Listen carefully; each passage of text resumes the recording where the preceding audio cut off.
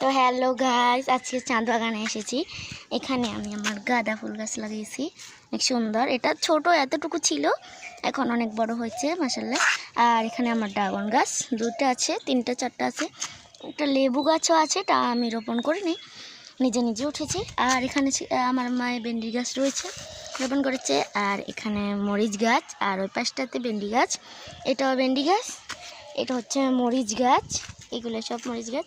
এটা হচ্ছে ভেন্ডি গাছ, এটা হচ্ছে ভেন্ডি গাছ, আর এটা হচ্ছে মরিচ গাছ। মাশাআল্লাহ, এটার মধ্যে মরিচ অনেকগুলো ধরেছে, বোঝা যাচ্ছে না।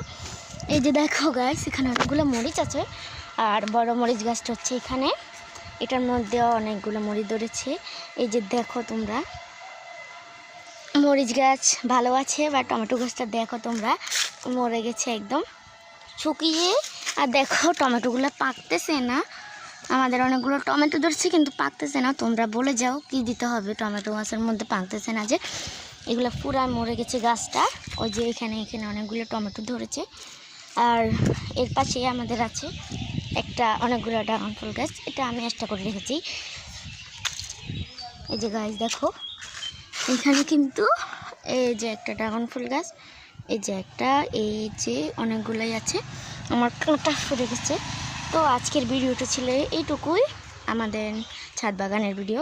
আমাদের কাছে তত বেশি নাই, তো তোমাদের সাথে একটু শেয়ার করলাম।